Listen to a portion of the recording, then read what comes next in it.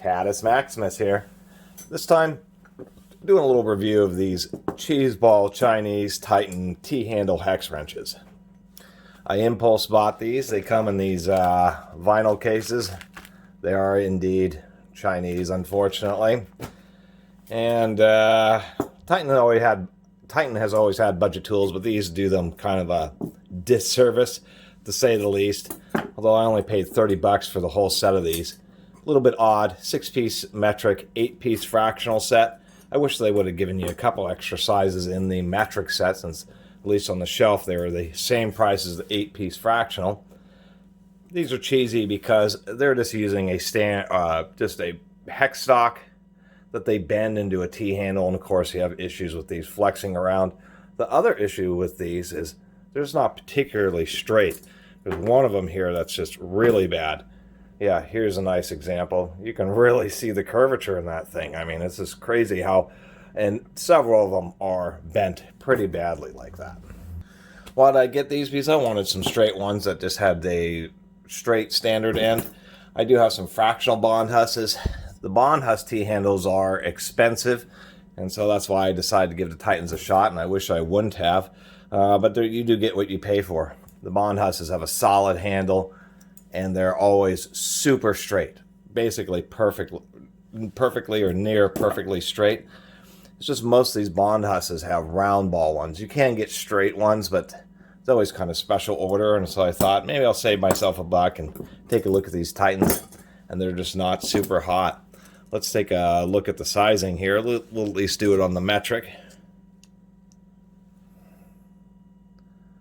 I like them to be more nominally sized. 5.97 on a 6mm is okay, but I prefer them to be exactly 6, just because on socket head cap screws, you really want these to be really tight. It's super easy for them to be loose and get jammed up, or even strip out the fastener if there's just a little bit of play. And all these metric ones are undersized a little bit further than, or a little bit more than I would prefer, that's for sure. Might as well take a look at the sizing of the fractional ones here. We've got the 1/8 inch. And that 1/8 inch is, oh, that's not any good. If we take a look at the bond huss here, perfect example, nominal size, 125. How about the 3/16? Where's my 3/16 here?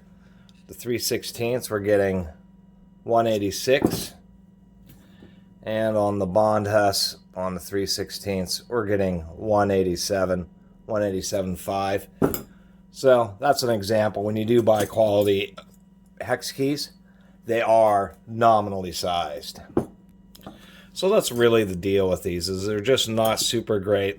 All of them have some kind of curve. The larger ones seem to be okay, but the smaller ones are just get all warped. I mean, this one's terrible. I mean, that came out of the package with a big old kink like that. That's just horrendous. So I suppose for general assembly work and more kind of just a general use abuse ones, you might have some nicer ones. These Titans could still be applicable where you're just going to beat them up, throw them into the ground. You're not going to be torquing the fasteners down. You're just going to be running them in, cinching them down, then maybe using a real hex key or L wrench or socket and breaker bar or something or ratchet to actually torque them down. Then you could probably save some money and end up getting away with these things. Otherwise, you know, I give them a pass. I mean, they do have another endearing quality, which is since they have open handles, these can all just be hung up on a tool rack or a pegboard, or you could just run some kind of strap through them all, and then you could just have them all handily together as a bunch and just throw them into a toolbox. But other than that, they're unfortunately undersized, which is not good. And being this bent hand, or being this one-piece bent handle style, I've seen these at pawn shops and stuff where these things have just been twisted and bent in all sorts of crazy directions. Just because people do torque, and then having this big loop, you're just promoted to put a bunch of force on here. If you're more careful and actually put your thumb or your hand on this section, you can generally get away with it, but still, it's just too easy to just put force on this big loop here and just have it twist over, and that's always annoying.